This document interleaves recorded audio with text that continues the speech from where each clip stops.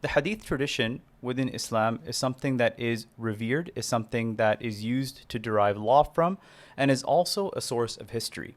But at the same time, when we begin to talk about Hadith literature, we tend to specifically not know who to speak to, not know how to speak about the subject, nor do we tend to understand the importance of that subject matter.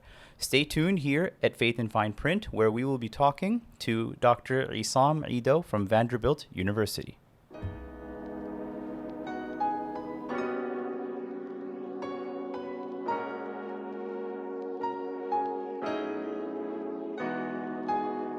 Hey everyone, Assalamu alaikum.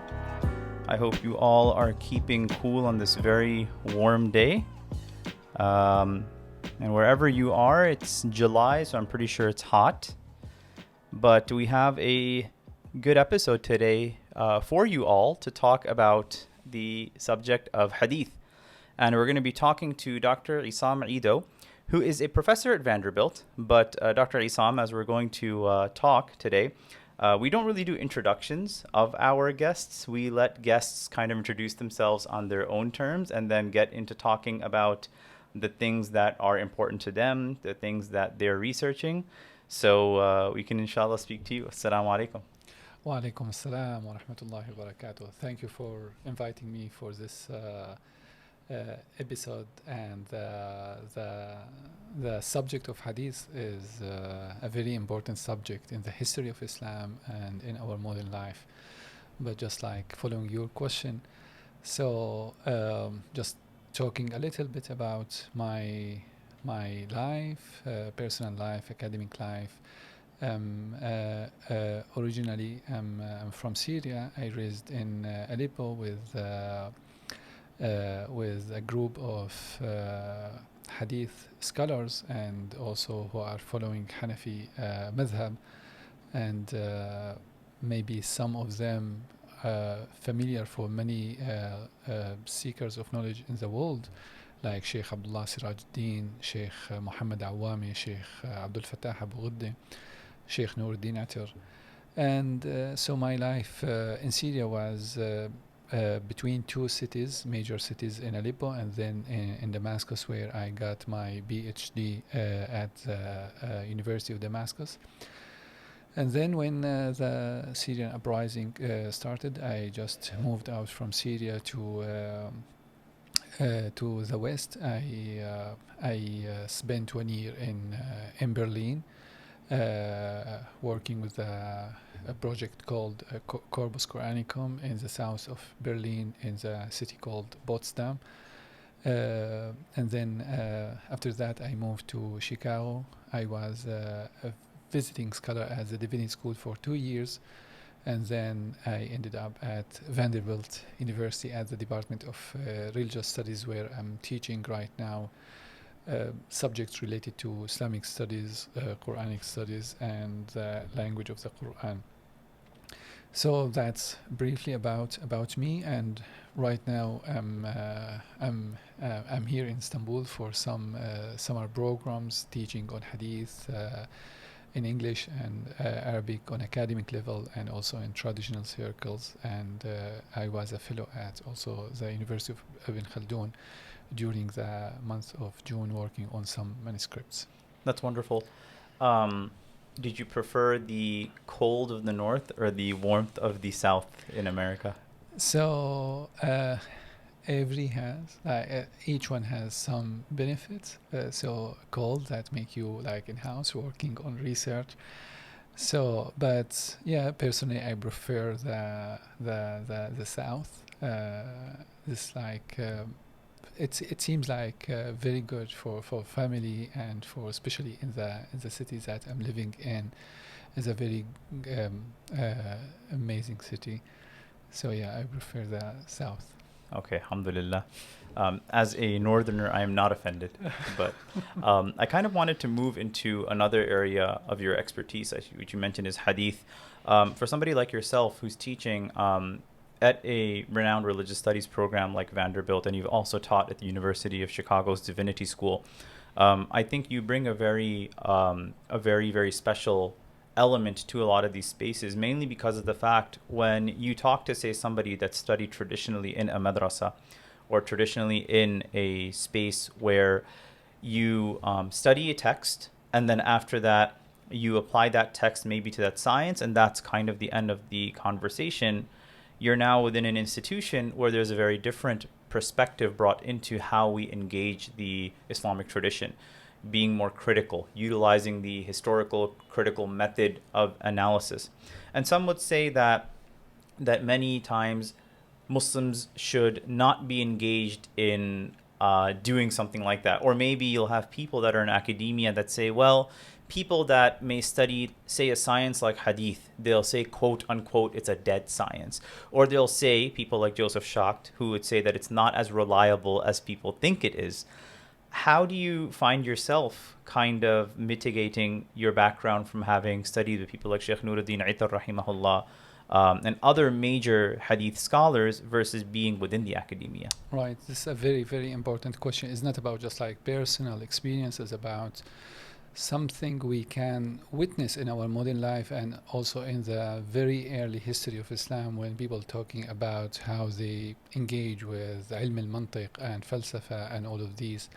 So it seems like we have a same hot topic in our modern life, how we approach social sciences from the background of like traditional background or like vice versa. So personally, I asked Sheikh Nuruddin Atar maybe 15 years ago about is there any room for social sciences in Ilm al-Hadith, or can we use it? And with absolute answer, he said no. So anything coming from outside the internal discourse of Ilm al-Hadith and the history of Hadith, so this like belong to a different approach, just like a foreign approach, and then is not related to Ilm al-Hadith. So maybe I'm not a loyal for this, but I'm doing something like different, because I believe there is a way to, there is a room to make these maybe disciplines or these fields to talk to each other. And this is what I discovered lately with what we called in the Department of Philosophy and the Epistemology of Testimony. I found this all questions and discussions, ideas of this discipline, the epistemology of testimony, mostly talking to Ilm al-Hadith, because the main question in the epistemology of testimony is how we justify our knowledge. And if we open the early manual written on Ilm al-Hadith among all maybe major schools that provided us with the most and the main important manuals on Ilm al-Hadith, coming from Mu'tazilite writings or Maliki writings, Hanafi writings, and also Shafi'i writings, so the main question is how we justify our knowledge. Just like to mention some examples, that a Risala by a Shafi'i, Al-Hujjah by Muhammad bin Hassan al-Shaybani, and also other works coming from Hanafi schools in the 3rd and 4th Islamic century, coming from Al-Jassas, Al-Tahawi, and then Al-Dabusi, and then coming also from Mu'tazila, Fadl al-I'tizal, Maqalat al-Islamiyyin, and then Qabul al-Akhbar wa Ma'rifat al-Rijal. If we read these writings deeply, we will see maybe the main question is epistemological question. And when we put these two fields, or maybe make these two fields talking to each other, we can have a different angle. And then this like an answer for your question: is this like the science of Ilm al-Hadith dead, as we say in our books, like traditional book we say in Arabic, هذا علم نضج واحترق. And I think for the majority of the scholars of Islam, they label Ilm al-Hadith as ilm nadaja wa ihtaraq, just like a dead science. And then what we can do right now, just like to learn terminology and maybe to understand the history and what's the standard that's followed by the Hadith scholars to verify Hadith. But the situation is not. So when just when we have some like a new angle, as I talk like epistemology of testimony, or you approach ilm al-hadith from ilm al-tarikh, the history, the science of history, or maybe from historical background, or from different angles, you will see in ilm al-hadith different ideas, different concepts, and maybe you can build, or maybe you can create some projects and some ideas in that item. So always I find a room for a critical thinking in both traditional circles and also in the Western academia. So when we read any book like from like genuine scholarship of our ulama, so mostly all of these books and these writings motivate us, and just like give us a room. There is a room for critical thinking, and that's why always we need to approach this like the traditional knowledge and also the Western academia in this way. There's a connection. There's something really interesting that you brought up, how with your own teacher, he had a statement, right, or he had an opinion.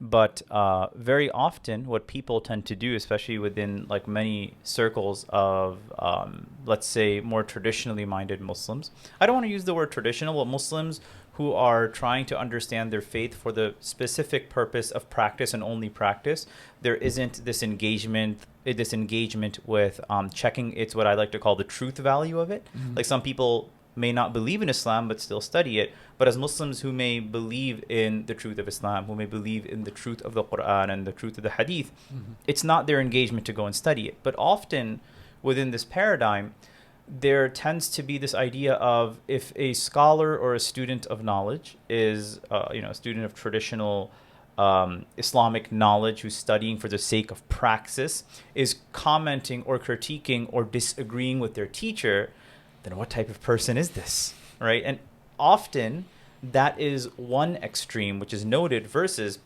within academia, where, and I think Dr. Wael Hallaq said this, that to critique your friend is a professional thing that academics do, but to criticize your friend is a very normal thing to do. Yeah. But to actually critique knowledge and understand it to its most bare bones element is something everyone should be engaged in, which, a lot of times in academia, those who are studying religion will do and look at what makes up these understandings. But say, and I guess this is my next question, there's a lot of young people that are very smart who have knowledge in multiple languages but don't know how to traverse one side or the other. And at the same time, I think both forms of study have two completely different reasons and two completely different epistemologies associated to them. How can somebody kind of traverse that path while also holding on to the truth value of their faith, of Islam, for example? Yeah, so criticism is a healthy condition, and without that there is we cannot generate no ideas, no generation, and there is no development. And this, again, maybe to use a personal story, when I started thinking about what I'm going to write in my Ph.D. dissertation, I went to Dr. Nouri Dinator, and I discussed with him many ideas, and then I came to the idea to write on a book, just like a book. The idea is to criticize his book. So his book Manhaj al-Naqd, and my book is Manhaj Qabul al-Akhbar. So when I proposed to him this idea, I said I'm going to write this book, and he said that's a good idea, but I said the idea is just like I will engage in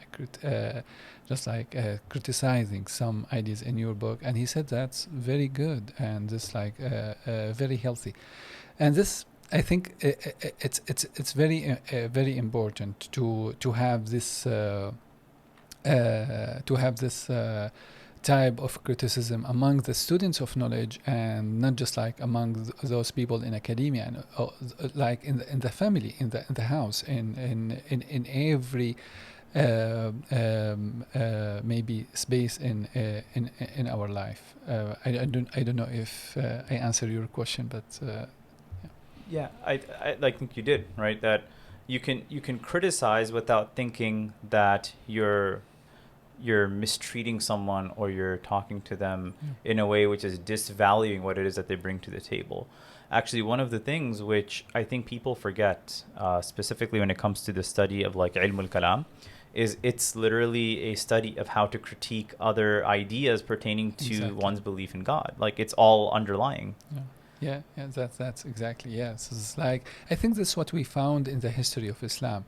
So sometimes when I teach some text written by someone, maybe in a specific time of history, and we call this like صراع الأقران or خصومة الأقران. There are some rivals between like both rivals, and like what we can see with As-Sakhawi and As-Suyuti. And I use this word or this statement. So نحمدullah على صراع الأقران. So like from our side, so it's like a blessing we have from this type of connection between two people, like used to be rivals, but right now we have a fruit of them. So they maybe struggle with this type of connection, this type of friendship, or like being in this situation. But from our side, we benefited a lot, and we have a lot of writings of them because of this type of relationship. So I think this is a dialectic, and this is a connection between the relationship between scholars and the student of knowledge is very important for maybe a wide picture, or maybe a wide benefit for the general audience. Which takes me into the modern age, right? And the modern age of critique. And understanding that in this day and age is very weird, where when you like go on the internet and you look to see maybe two people that are on opposite sides of some issue, maybe you have experience of this or you don't, but when you look at the modern era and understanding modern critiques, why is it people are so polarized when it comes to whether it's issues of politics or issues of Islam or issues of religion or issues pertaining to anything and everything under the sun? Where do you think that polarity is coming from in our time? So that's everywhere. That's, we have it in West and East, and I think people coming from different background. And the field of epistemology of testimony taught me a lot about the politics of knowledge, and how the authority of knowledge. So people coming like there are like Fox and Fox News folks and CNN folks, and both sides, they just like when they are searching for something, they are just like searching for something make them relieved or like feel comfortable. So just like I think people they want just like to feel comfortable with their knowledge. They don't need anything threaten their knowledge, and that's why maybe we have this type of conflict. And but if you like just like talking very specifically about maybe our Muslim world, and specifically what we have right now, especially on Hadith, we have also like two types of people. These people like just like what they find on internet, that's enough, and what they access to the internet, that's enough.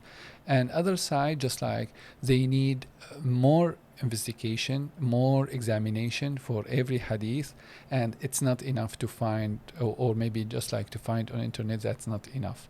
So this not healthy what we find right now. We are living in black and white, and maybe I'm not in that area to maybe to analyze why we have this type of conflict in our world.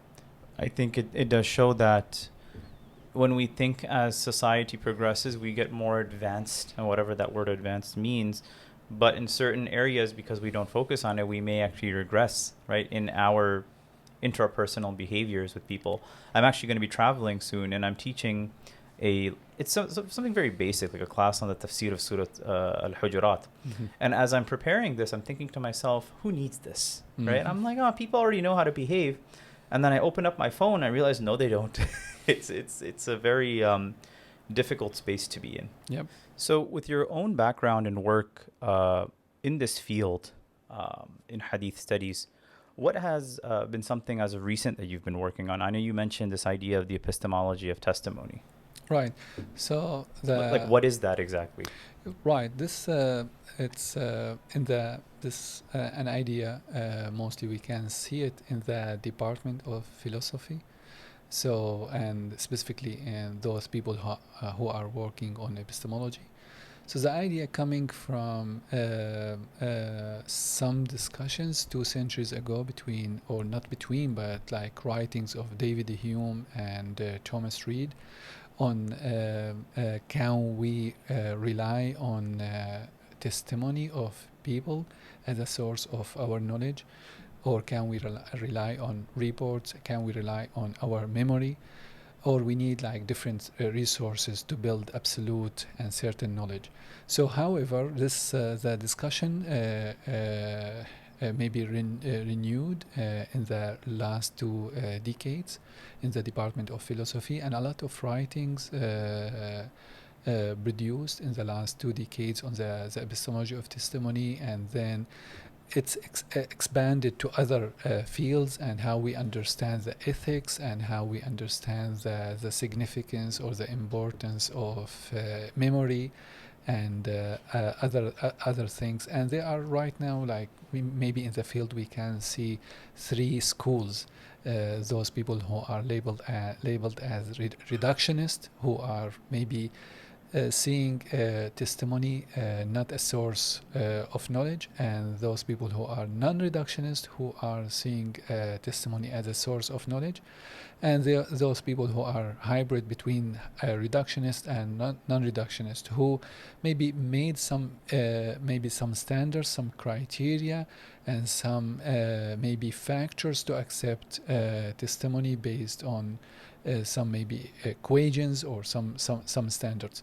So mostly when we read in the epistemology of testimony, we can see many connection between the field and the Ilm al-Hadith. And if you read just like, as I said, Kitab al-Risala by Al-Imam al-Shafi'i, or Al-Hujja by al-Shaybani, and specifically the writings of Mu'tazila, and like Fadl al-I'tizal or Qabul al-Akhbar, we can see a lot of similarities between the discussions in the epistemology of testimony and these writings.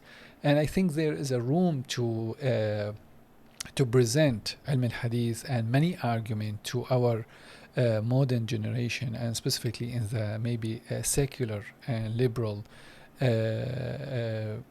audience. So many things we can understand why al-Bukhari, or why we rely on al-Bukhari, why al-Bukhari was significant in the history of Islam, and why this one reliable and that one not reliable. So there are some answers to all of these questions, not coming from the internal discourse of muhaddithin and muhaddith scholars, not because like based on the just like faith, and because we rely on them because like Muslims and not Muslims, just like we understand this like natural phenomenon as we rely right now on any testimony, or like testimony here in a general definition, not like testimony in the court, like testimony as a report. Like why I need to rely on people on the street, like to get to a place in Istanbul where I don't know anything. So how I can, and why I rely on people, and how I can justify the knowledge, and then how I can adjust my reliability on the people on the street based on some factors I witness or I encounter in the street. So yes, so this field I started reading maybe 1 decade, and then there are some people like working on this subject in some places in the world. Recently there is a student working on this subject, and from Ilm al-Hadith and Epistemology of Testimony, and there are some people also in maybe in Germany and in some departments working on the epistemology on and Hadith, and I think there is I hope there is a shift with this type of approach that make the student, that maybe the student of in traditional circles, to move out from the traditional argument to this new space, and also from the traditional Orientalist views on the datings of Hadith and how we can maybe, or the idea of fabrication and everything, like just like to this space, and then how we can understand, how we analyze the phenomenon of علم الجرح والتعديل and biographical dictionaries and علم الرجال and the idea of isnad from that.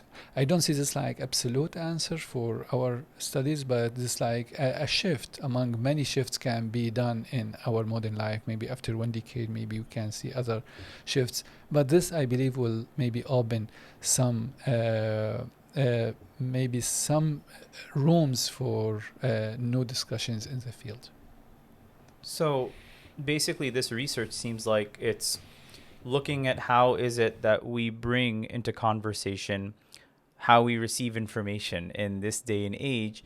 But I guess the other aspect of that is, say, for example, like the idea in ilm al-hadith of tawatur, right? The idea of so many people saw something happen, like, let's say, I live near a very busy street and I see a car accident happen, and there's literally hundreds of people that live in these homes and they all see it. Some of us are terrible human beings, some of us are great human beings, but regardless, so many of us now have seen this. Nobody's going to say that that is something that can be disputed. Now, say in books of like Sahih collections, like in Bukhari or in Muslim, I assume there are mutawatir narrations that will say that this is information that even if we remove the religious element out of it, like it happened. Like if I were to say something in history, if I were to say World War I never happened, people are going to think I'm a crazy person. So now within this conversation, how does that affect not just the subject of ilm al-hadith, but how does that affect, say, these professors who you mentioned who are probably not directly working in the arena of like Islamic studies? How does that affect our general outlook of saying that we can or cannot take information from what other people tell us? Yeah, so as you know, that mutawatir, like just like to talk about mutawatir. So mutawatir is not a subject that's studied or examined in ilm al-hadith, but just like ilm al-hadith is just like focusing on single narration, and that's what we find in Sahih al-Bukhari and Sahih Muslim, and mostly Kutub as-Sunnah. So just like, if I understand correctly, are you talking about like the idea of tawatur? Just if you can elaborate more. Just the idea of this idea that these professors came up with, like, can I take information that someone else maybe told me but I did not see as a source of knowledge? How would that relate to or affect like the study of hadith, for example? For those that may not know anything about ilm al-hadith. Right, so you cannot ignore ilm al-hadith. All people in Western academia and also in Muslim world, the people who are like saying that maybe ilm al-hadith or maybe hadith al-nabawi is not reliable, in the end they use hadith to support a theory or support an idea, a concept they are working on. So because the corpus of Sunnah, the corpus of Hadith is a very wide corpus, a detailed corpus, can support any idea that you are working on. So you cannot ignore, and you cannot ignore this corpora. It's very important for your research. So that's why we cannot ignore that one. And this is exactly what the Shafi'i did in the 2nd century. So the situation in the 2nd century exactly similar to our situation. So let me explain a little bit about this situation in the 2nd century. So with Kitab al-Tahrish by Dirar bin Amr, so Dirar bin Amr found hadith, a text that can support any theological or legal idea maybe anyone can believe. So he just wrote a book. Imagine two groups come to him from opposite sides, and these people asking about like the free will. And he said, okay, there are some ahadith support your idea in free will, and then other people who are coming from a different background, an opposite idea on the free will, and said, okay, there are some ahadith supporting you. So on like maybe 30 to 40 subjects, he giving hadith, and maybe giving hadith that support two sides on every single case. So in the end, Dirar bin Amr suggests that we need to just avoid this mountains of text. Okay, just we need to ignore, and we need to rely on some maybe certain text like Al-Quran or the agreement of Muslim community, Al-Ijma' and other sources. So Shafi'i said that he did not respond to him, but it seems like it's very a crazy and a stupid idea just to ignore this mountain of knowledge because there are some contradiction. So then there is a genre made up in the 2nd century called Ta'wil Mukhtalaf al-Hadith. It's like resolving the contradiction in the hadith written by Ibn Qutayba and al-Shafi'i. So the idea of this is just like to resolve and to trying to maybe just like to find a way, hermeneutical way, interpretive tools to understand all of these, like the contradiction in hadith. And Shafi'i started to put some standards, and also Hanafi school started to put some standards. So the idea same. So in our modern life, it seems also we have a very big huge carburetor right now on the internet, on any place, like on social media. Some people like share hadith on WhatsApp and on Instagram between young generation, and you don't know what the authority or what the maybe the situation of these hadith is, like authenticated or not authenticated, sound or not sound. So then you need to work on tools and standards to again. So what we can do in our modern life is that it's very important to understand right now all of these tools written by ulama in the history of Islam, and also to find some ways in our modern life. And I think that again, so the epistemology of testimony is a new approach, can help us in understanding what's happened in the history of al-hadith. So, however, we cannot overlook, we cannot ignore al-hadith, because it's a very important context, a very important text to understand the Islamic context, the Islamic societies in the history and in our modern life, and maybe to also to support any research ideas that we are working on.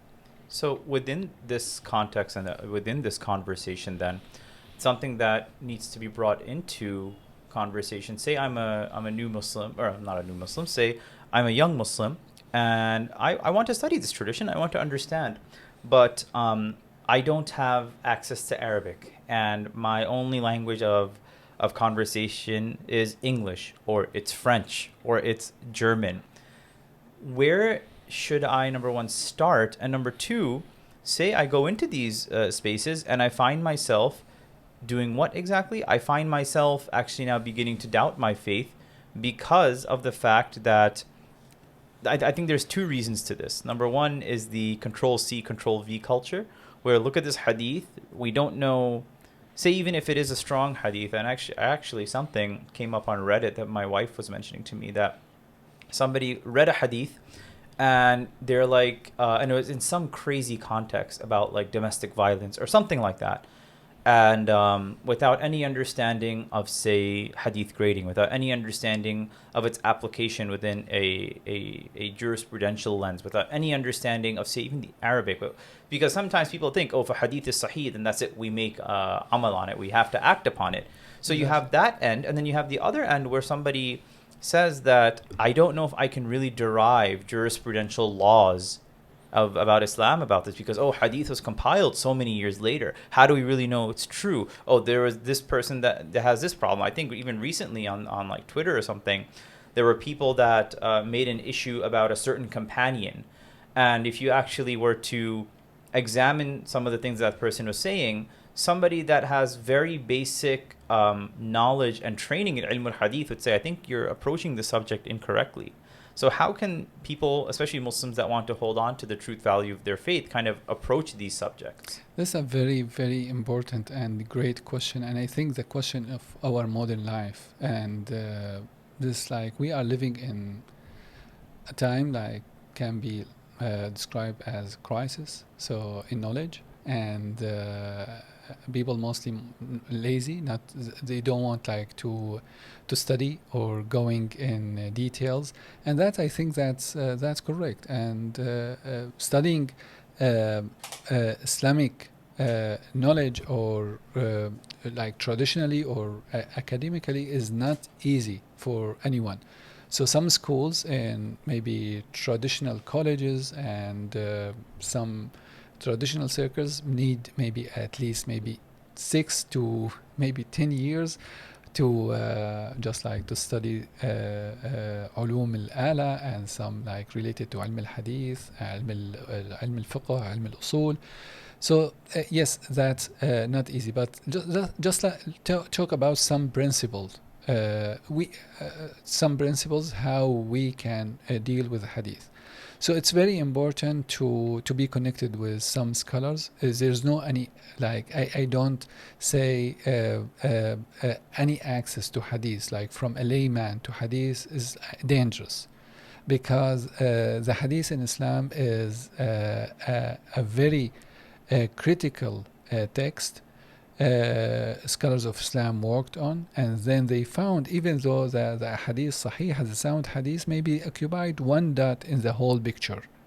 So the idea of this, the soundness of hadith, the sihha of hadith, and the practice or acting upon hadith is like two separate things. So you cannot say any sound hadith is applicable. So it's like two separate aspects. So then, considering hadith corpus as fiqh or fiqhi corpus is a very dangerous step that mostly like make our life miserable in our modern life. So I cannot open Sahih al-Bukhari and then, okay, there is a hadith in Sahih al-Bukhari, and then I can give a khutbah on it without any access to the commentary and then how scholars worked on this hadith. This is like very, very dangerous. There is a lot of works on these hadiths, hermeneutical and interpretive efforts on these hadiths until, okay, the scholars of Islam found this hadith, okay, just, okay, one dot in the whole picture. So we need to understand first, hadith corpus is not a fiqhi corpus. This is very important, and we need to understand there is the soundness of hadith does not mean that this hadith is or you can act upon this hadith. You need to go to the fiqhi manual to understand, or maybe to have a comprehensive reading for other hadiths to, and then to build some maybe legal or ruling or some view on any masala. So however, so I say to any young Muslim, you have two paths. The first one is to study, and or maybe to connect it with the people of knowledge. Mostly like we are living in a dangerous time, and it's very liquid. Anyone can go to the mosque and then give khutbah, and then you can see the problem and the chaos in any mosque. And this needs to be controlled, and to be in control through like the circle of ulama, or like just like to study, or to be connected with these people with knowledge and understanding the history of these traditions and ilm al-hadith. So here's a question for you then. I think a lot of folks who may study the Islamic tradition may think to themselves, say the seerah, or say the historical knowledge that we have about Islam.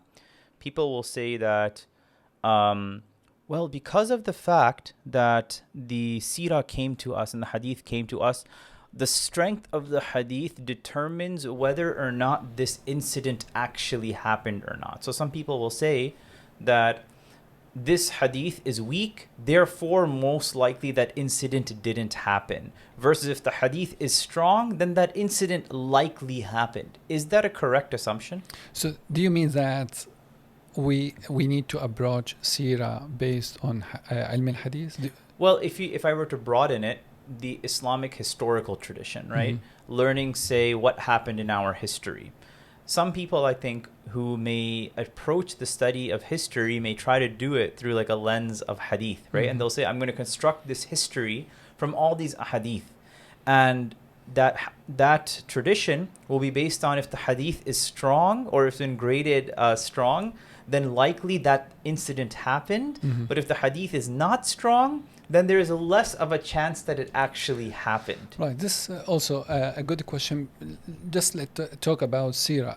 So there is a trend right now, maybe in the last 2 or 3 decades, that's called like Sahih al-Sira or Sahih al-Akhbar, Sahih al-Tarikh. Right. That's what I wanted to get or into. Sahih al-Fitan. So there are 3 genres in the early history of Islam. Muslim scholars received an approach as a genre with like weak text.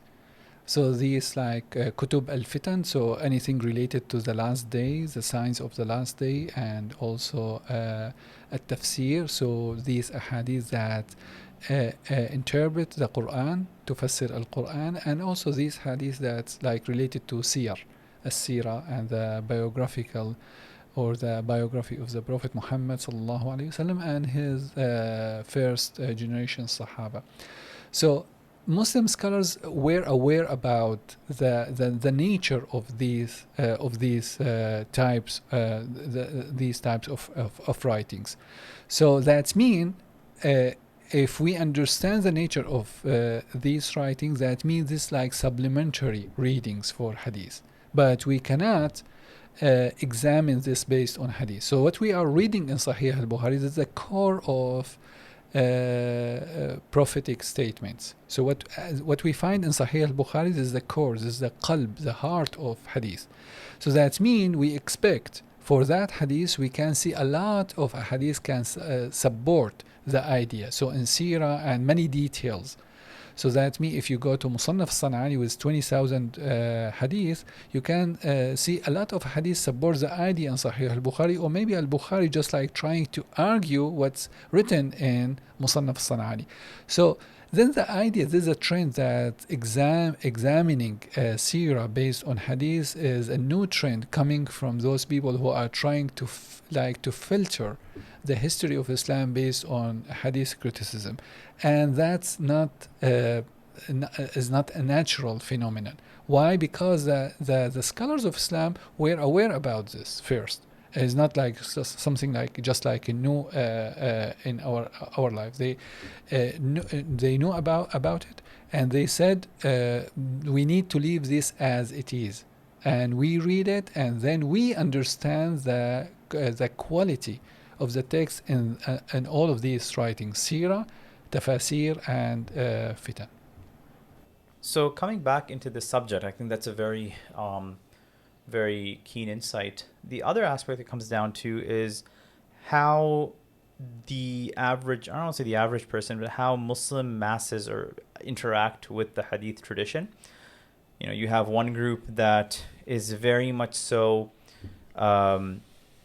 dedicated to understanding that we can only study this subject in this way because it's only been studied in this way, and you cannot break away from it. You can't bring in a analysis of like the social sciences into how that affects our understanding of hadith. You have another group that doesn't really understand the sciences of hadith at all, but since they have access to hadith, they will sometimes not even have any understanding of Arabic and simply cut and paste and apply whatever they feel needs to be done with in that capacity. And then you have the third group of people who will say take or leave a hadith because if it fits or does not fit their social context or their social need. So how do we kind of, I guess, understand, approach, and recalibrate our direction to interacting with hadith literature, with three completely distinct ways of interacting that the average person will find themselves exposed to. Yeah, that's a very good and right observation of Muslim societies, and I think this is what we are living in right now. But let me talk about the first two categories, because the third one is not about like how we approach hadith, but I think the first two categories, the question is, do we have a free access to hadith, or do we have the authority to talk with hadith without any problem? So I think there are two camps worked on some tools to maybe to reach to our what we have right now. So I call the first camp, maybe I'll explain later.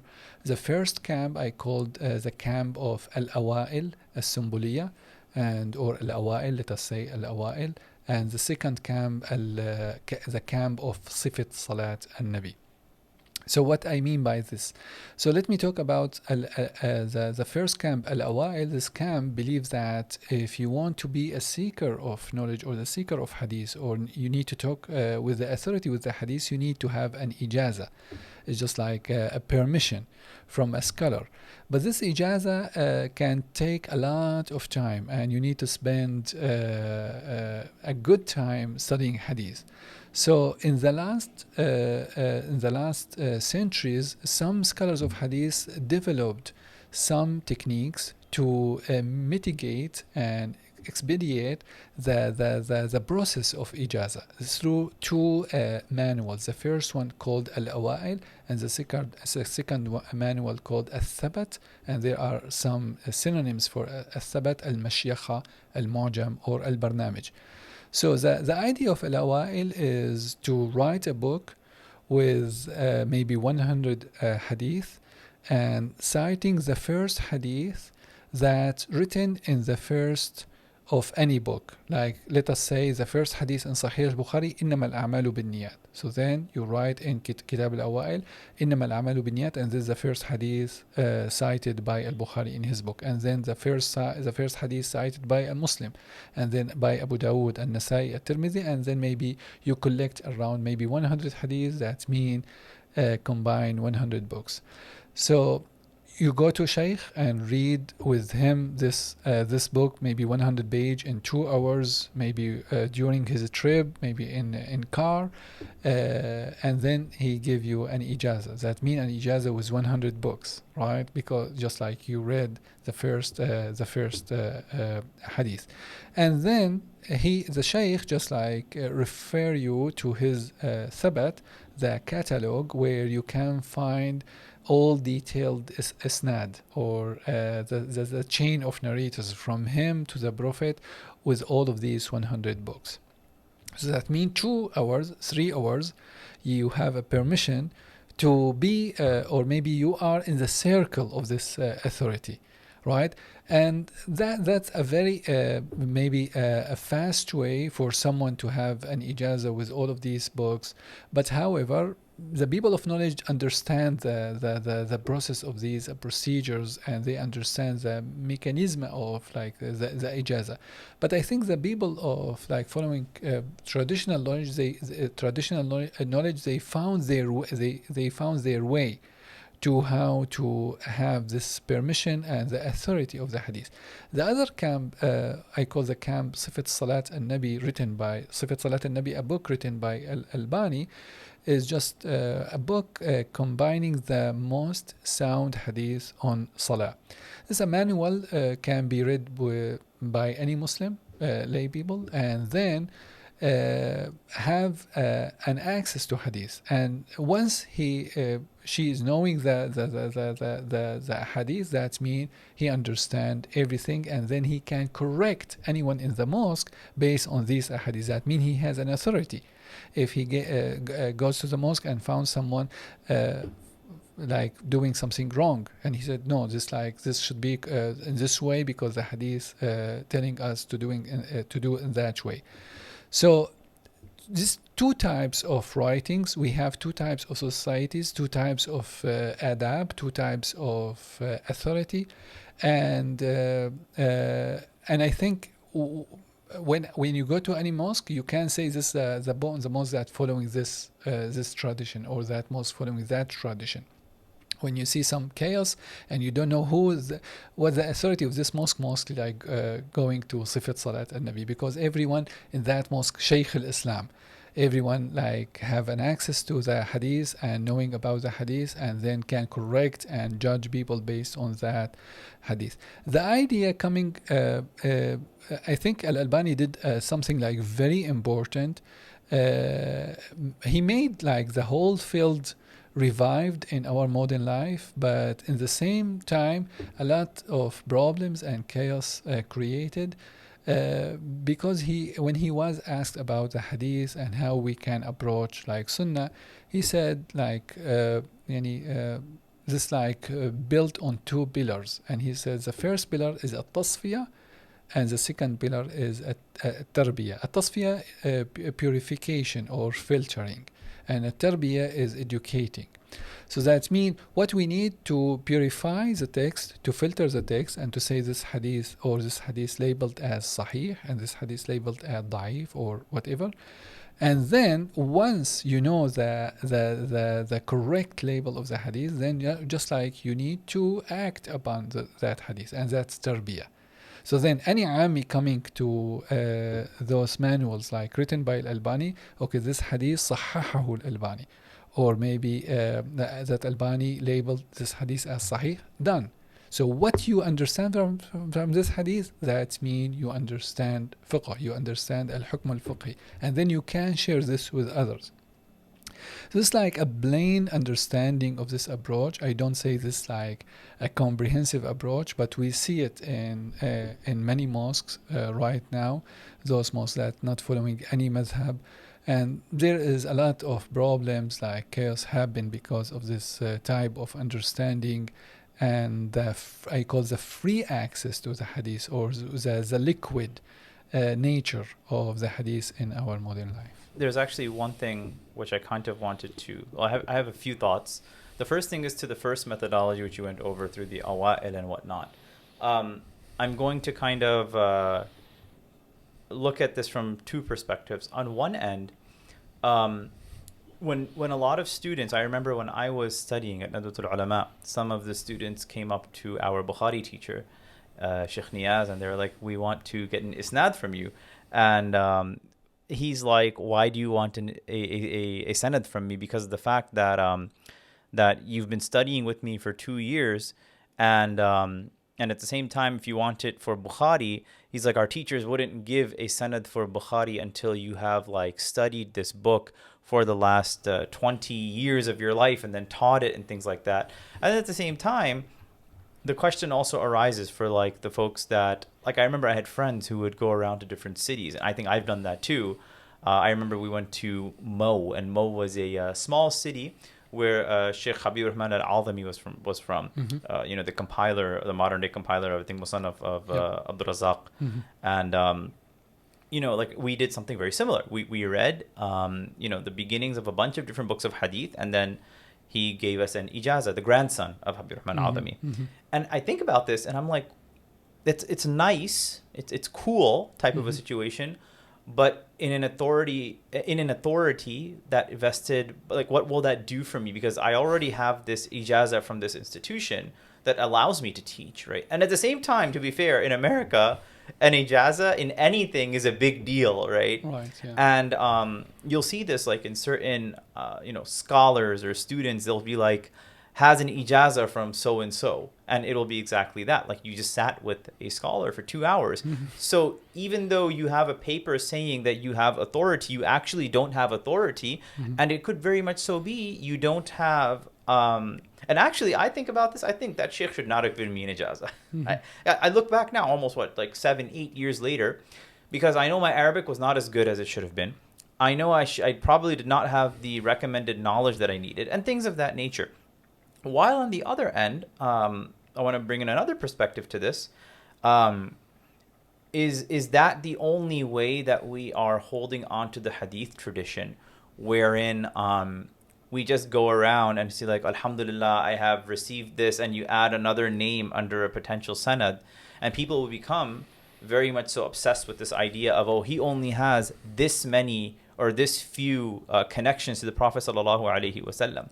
I mean, how does one approach that methodology? And then the second question that I have for you is the Sifat al-Salah way, right, which was popularized by Al-Albani. What's so wrong with that if I decide to pray according to the most sahih ahadith? Like, why is that something that's a problem? Yeah, that's a very good question. The second question, let me go with the second question. I think there's no anything wrong with that.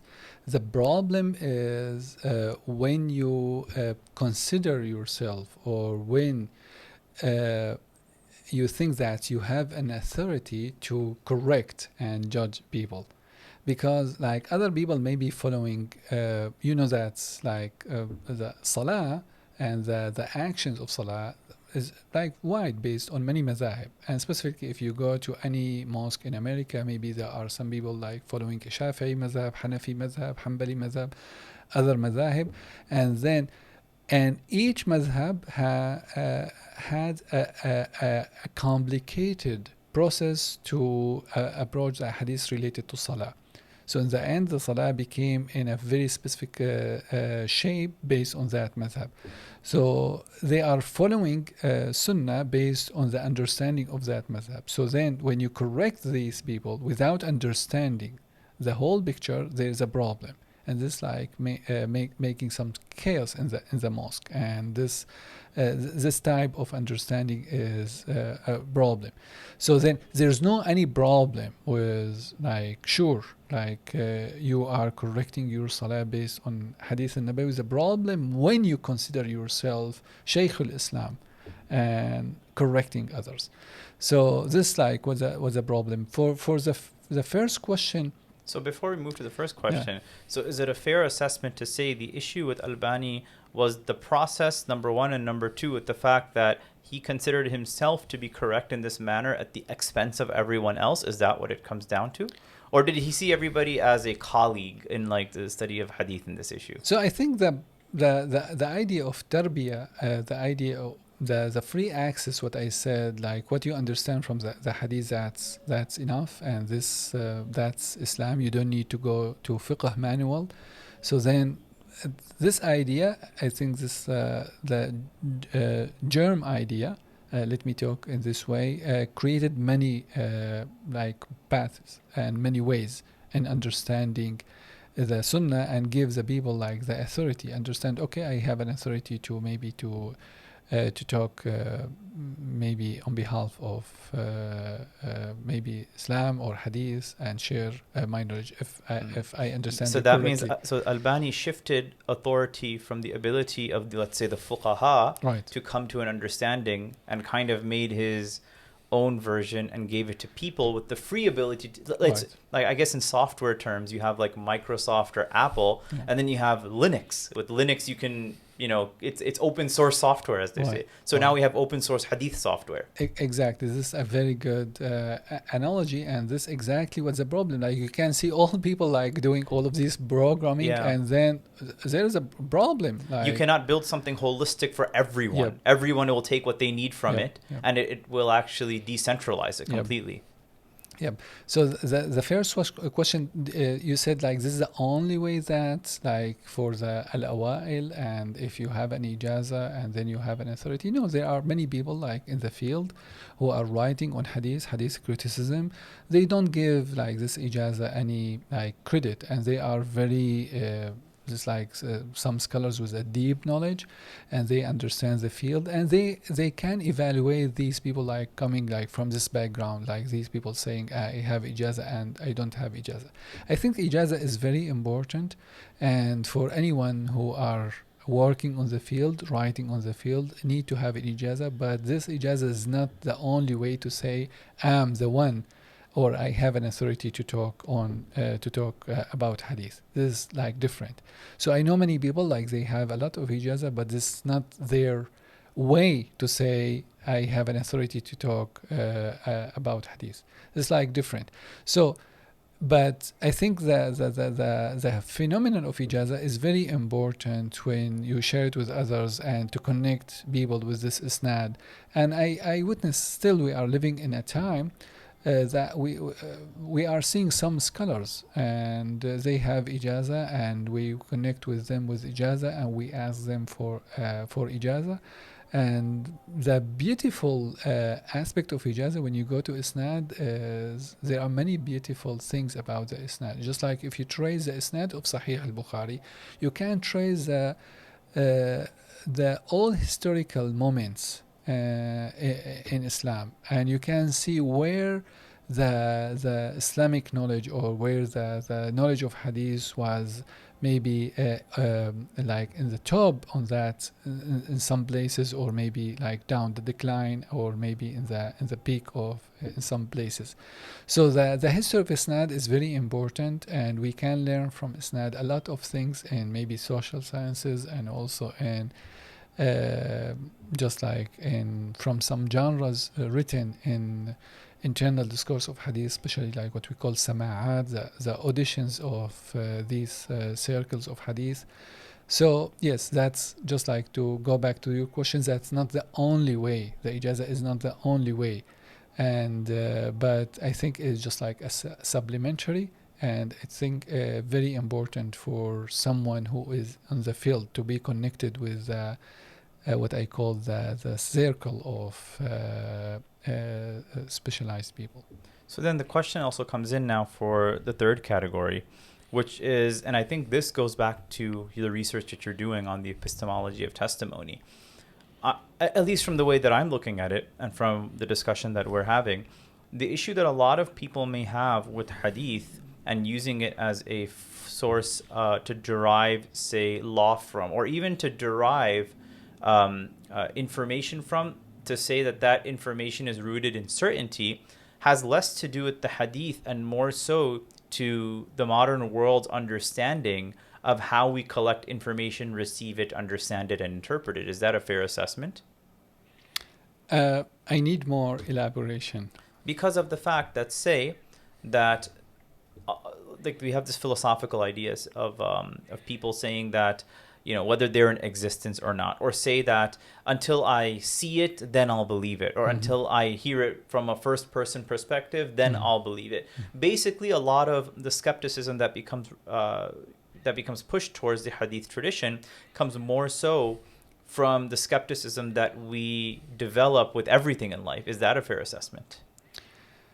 I think so, and that's why I think we need to approach hadith criticism and this field from the epistemology of testimony. That's why we started, I said the answers and what we have in this modern field, mostly not to answer the questions of these people who are maybe studying ilm al-hadith traditionally, but for a wider audience who are maybe secular or maybe not following such like traditional schools. So these people like with skeptical maybe views. So I think with these maybe foundations, principles, what in the epistemology of testimony, we can maybe have a safe place to discuss all of these questions, and then how we can, from like our modern perspective, how we can approach hadith and how we can understand the phenomenon of hadith in the first 3 centuries. So more so requiring to understand what's happening now it requires us to go back to what happened in the past. Yep. Okay. So there was one more point of conversation that I wanted to bring onto the table here. A lot of times folks will say that the hadith tradition cannot be trusted because of the fact that all these narrations that came to us, they were compiled hundreds of years after the Prophet ﷺ, after he passed away. And there may be an element of truth to the fact that, yes, historically, maybe they were compiled. A lot of the sciences were formed after the Prophet ﷺ passed away. But logically speaking, obviously, that just because something occurred some years later does not mean that what is coming to you has been fabricated or what is coming to you has been changed. One conversation I was having with someone centered around the aspect of the Quran and the preservation of the Quran, and how folks tend to not understand that paper and writing and all these other things are forms of information retrieval, but the primary form of information retrieval for the longest time in society has been oral tradition. Right. So oral tradition is how you would validate and verify whether something was true or not, hence the Hadith tradition being very much so based in this oral tradition. The second aspect of this is that a lot of folks who may deal with the Hadith tradition, who may call themselves Muslims, they're Muslims, and they'll say that that yes, we can kind of look at history maybe from this, but we cannot use this to say that our ethics can be derived in the modern day from the Hadith literature. And they tend to do what people in the science of ilm al-kalam have done. People have basically taken their own masalih or their own issues and said that if this is not fitting, if my issue or this modern problem that I have is not fitting into the Hadith genre or within the Islamic tradition in this capacity, then I'm going to do away or suspend the usage or the veracity of that issue. How can we respond to that idea? And is there any element of truth to a lot of these claims? Yeah, this two separate questions and need another podcast. Yeah, it's not easy to discuss these two questions briefly, but just like I want to maybe to highlight some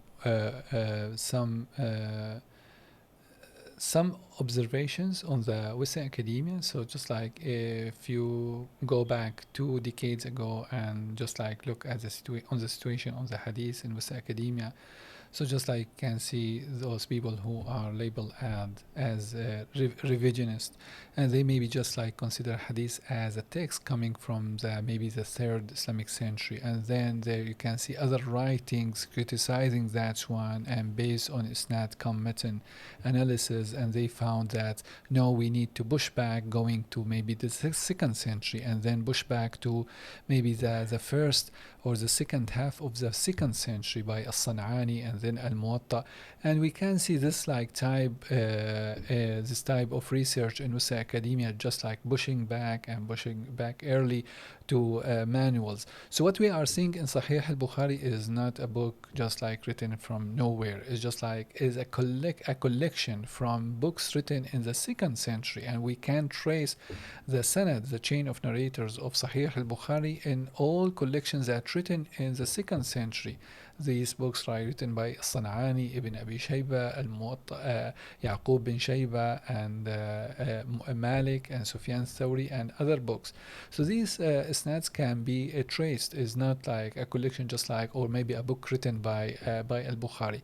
And then based on the source criticism, and you can see how all of these ahadith related to each other.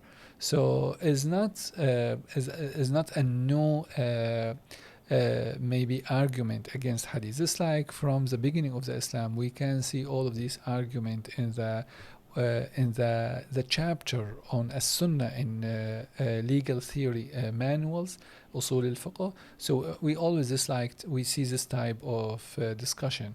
And if you open Kitab al-Fusul fil usul lil-Jassas, you can see a long discussion how we can approach this type of view on hadith, skepticism.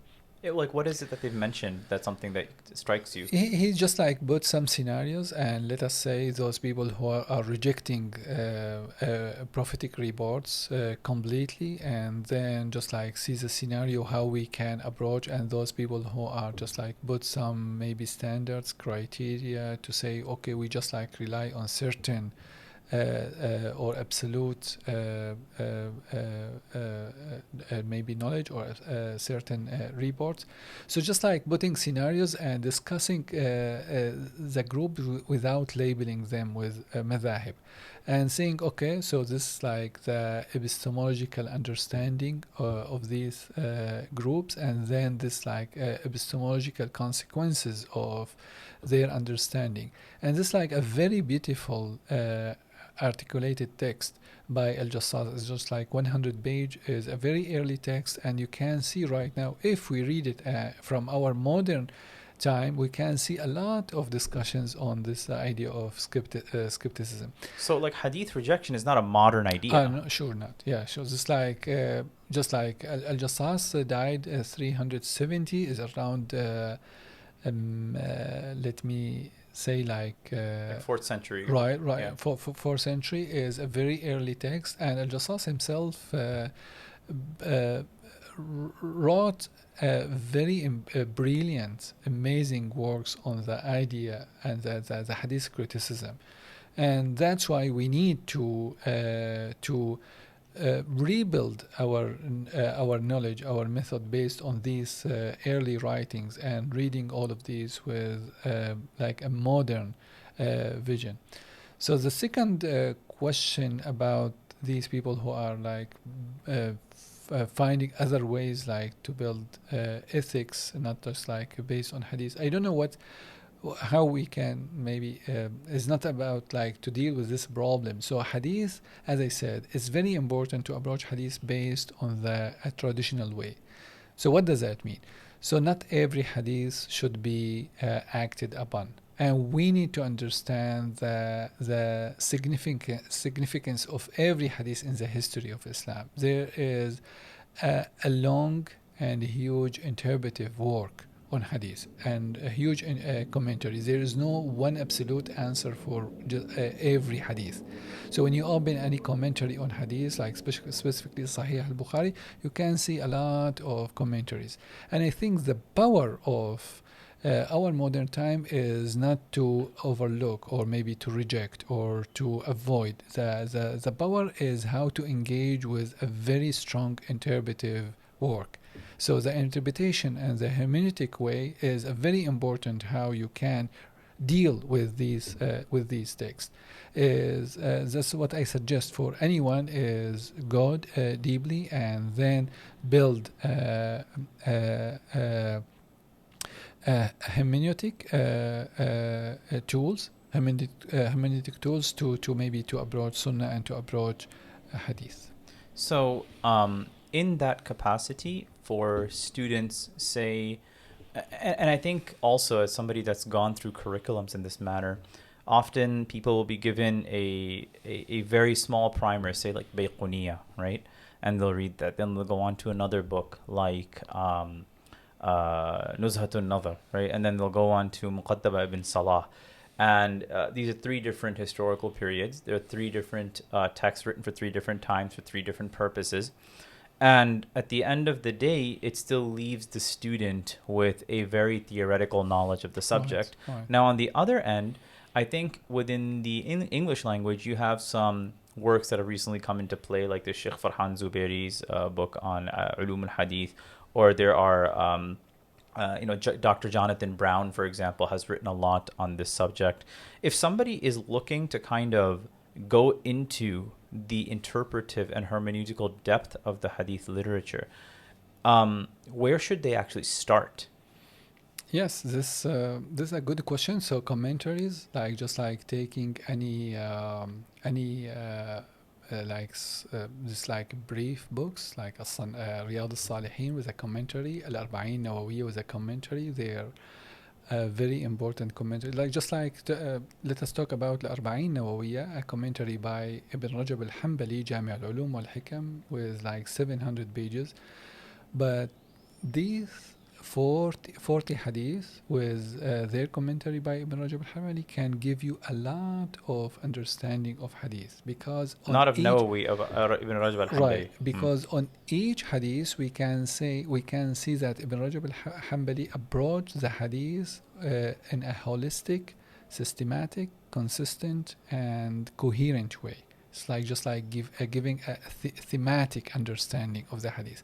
So when we talk about إنما الأعمال بالنيات, 50 pages written by An-Nawawi on the concept of intention, how we understand the concept of intention, and then comparing this hadith with other hadiths like Al-A'malu bil-Khawatim, not bin-Niyat. So it's like based on the final step, not like the initial step. So then like talking about these like two madhab, is al-khawatim or al-niyat, and then talking about the different threads of hadith, and then the interpretive understanding of the hadith, and then you can see like 50 pages on that hadith. I think this Jami' al-Ulum wal-Hikam should be read by any student like in the beginning, not just like if reading al-Bayquniya, he needs to read this book together, just like to taste the interpretation presented and made up by Muslim scholars. I think also that it's available in English too, if I'm correct. I think the Book of Wisdoms or the Compendium of Wisdoms or something like that. I think so. Yeah. So Dr. Issam, I know as we close up, let me actually, before we close up, are there any books or scholars in this day and age that you think are going to be very impactful in this field of hadith studies in 2023 that people should be aware of and should be in tune to their work? So in the West, outside of yourself, and in the West or in the East? Either or. So yes, they are like based on the level of knowledge. So there are like, if you are like just like a beginner or in the middle stage or maybe advanced level, there's no one just like one answer black and white, just like you should study from that one. In the West we have many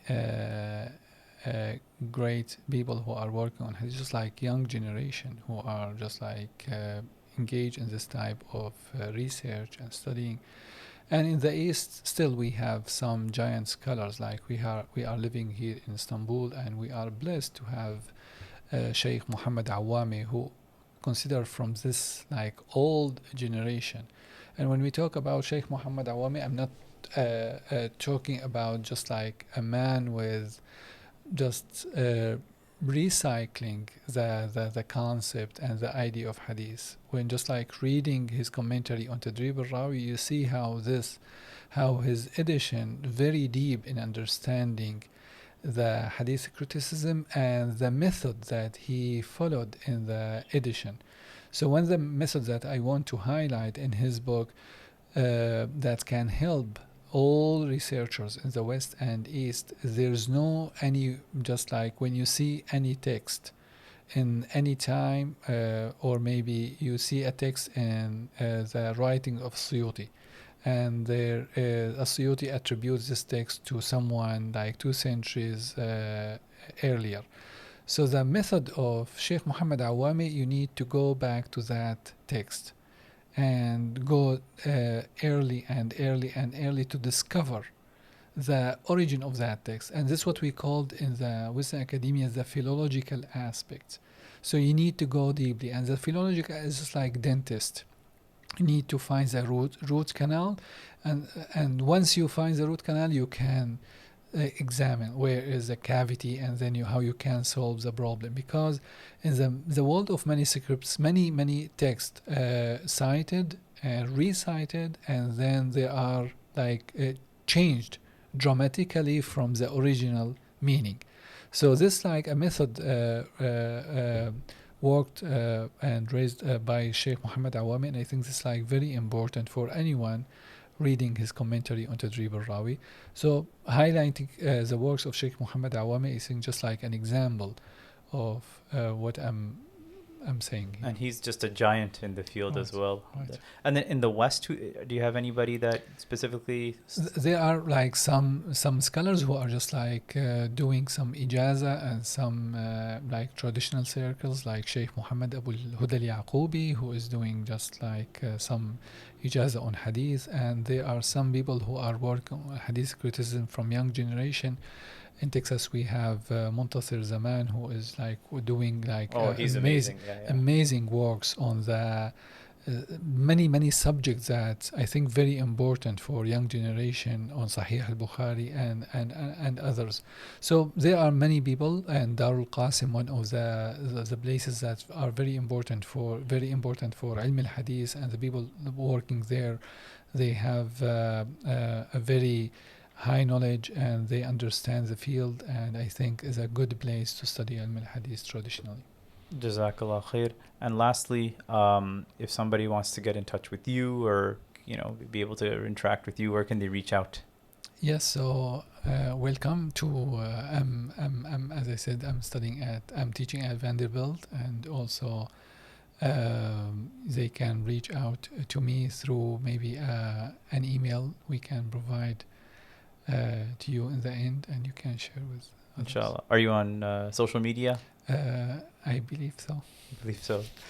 So this has been another episode of Faith in Fine Print with Dr. Issam Eido, a professor of Arabic and Islamic Studies at Vanderbilt University. He was kind enough to grace our home here in Istanbul, and we hope that you go ahead and follow him at Issam Eido on Twitter and as well as on social media networks.